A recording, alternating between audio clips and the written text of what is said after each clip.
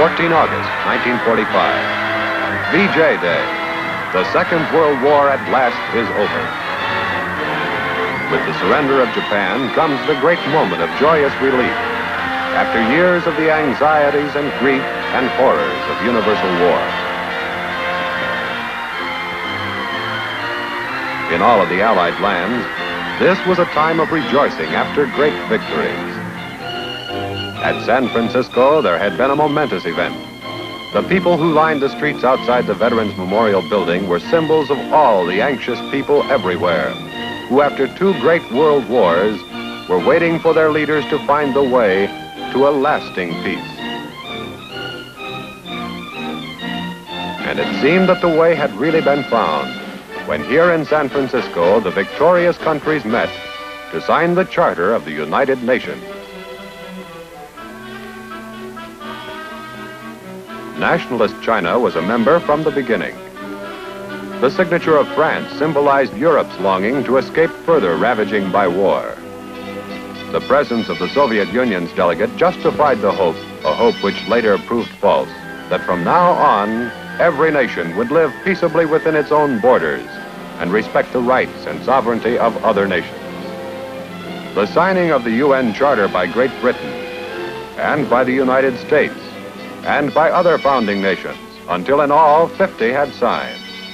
This offered to mankind genuine hope for freedom from the scourge of war. It really seemed that a new era of peace and goodwill among men of all nations was about to begin.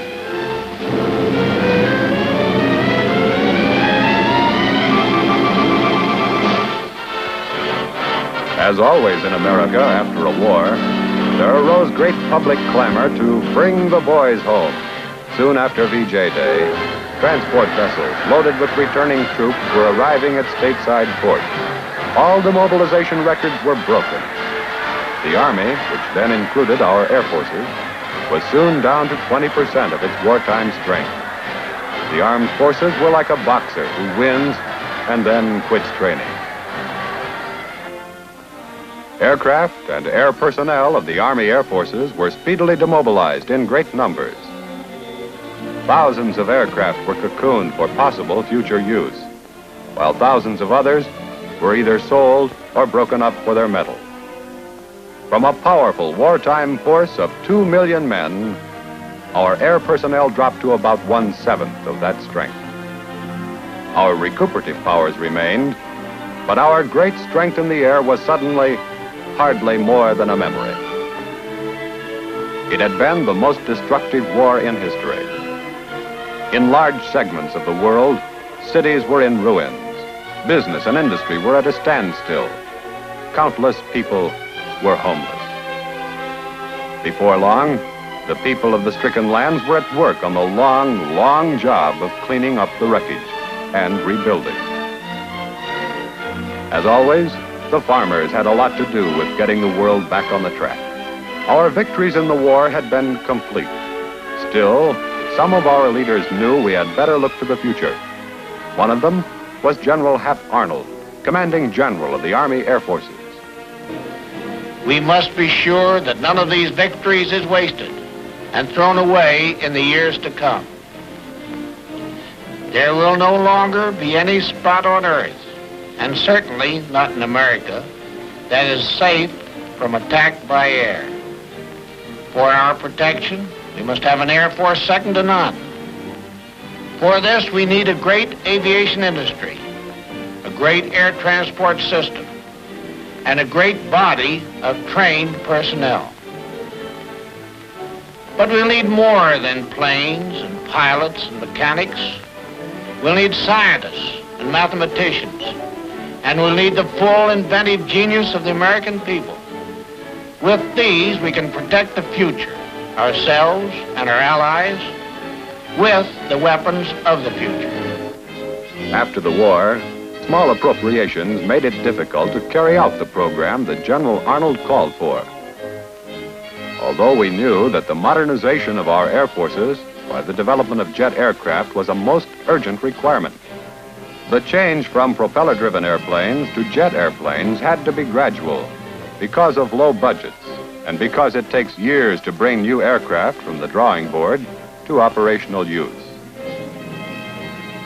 The P-80, one of the early jet fighters, made a spectacular claim to public notice when it flew from Long Beach, California to New York City in 4 hours and 13 minutes. While jet fighters were coming into operation, jet bombers were still in the development stage.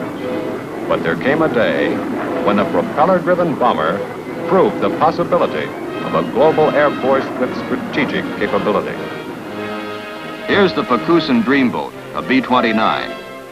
One day in October 1946, we towed her out at Hickam Field, Honolulu.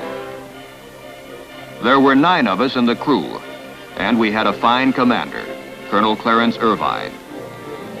We'd waited 34 days, partly because of weather conditions, partly because of mechanical difficulties. Everything had to be right.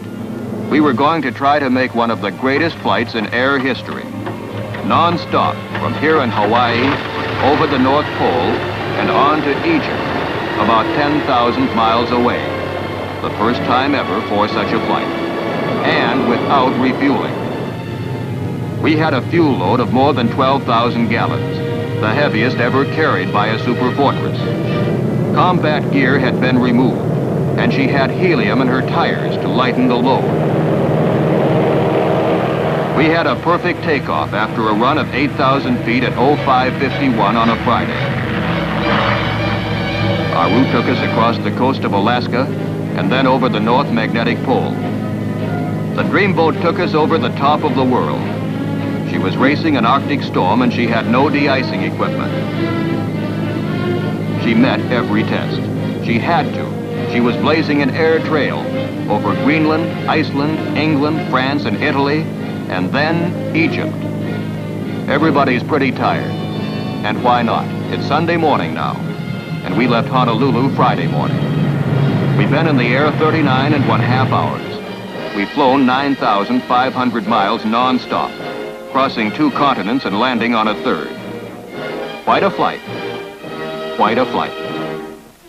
In 1947, big decisions at the top level of command. World War II had proved the vital significance of air power. So now there is a logical reorganization of our military structure. Henceforth, the Air Force will be a separate service. The Army Air Forces become the United States Air Force. A necessary move first proposed years previously by General Billy Mitchell. W. Stuart Symington becomes the first Secretary of the Department of the Air Force.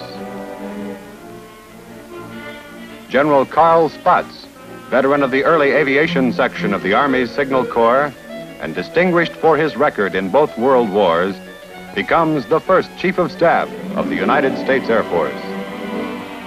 A year or so after World War II, there were more than 300,000 of us in the Air Force, and now we had a uniform of our own. We used to be in the Army. Now we had a new look. And there were about 4,000 of us WAFs, too.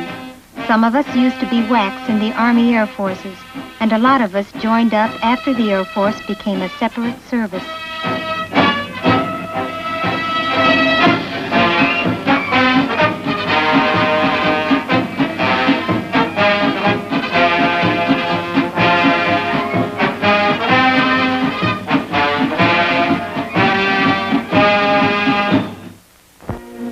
In October 1947, at Muroc Desert Test Center in California, history is made by this aircraft, the XS-1, and its pilot, Captain Charles E. Yeager.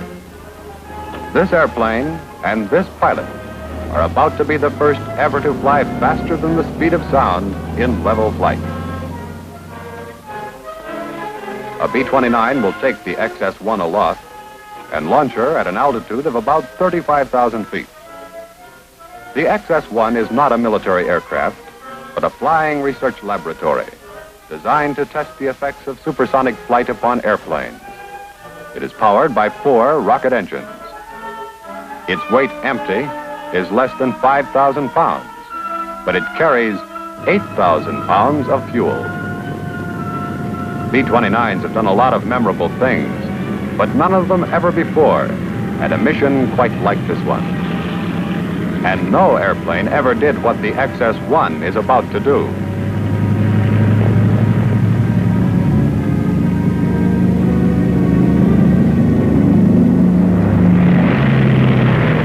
Cracking the sound barrier in level flight will be more than a spectacular feat. It will also give the Air Force valuable knowledge of the resources of new propulsive systems. Captain Yeager gets aboard the XS-1. It can't be a long flight he's going to have in the little aircraft. At full power, the flight can't last more than 2.5 minutes. But it's going to be a fast one.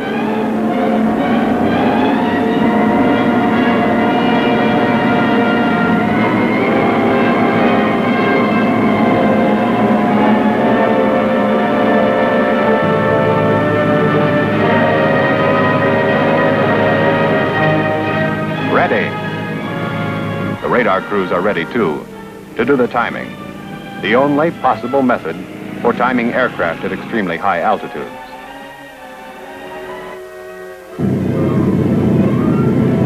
There she goes. A big moment in a history-making flight.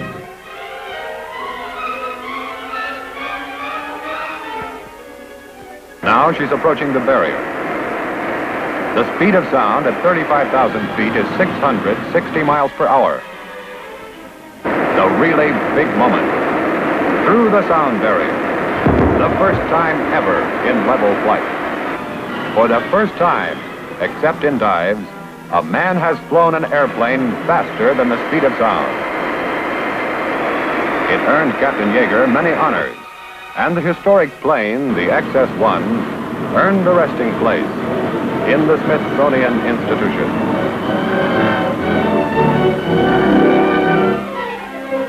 Captain Yeager's feat was only one sign that the jet age and the Air Force had caught up with each other.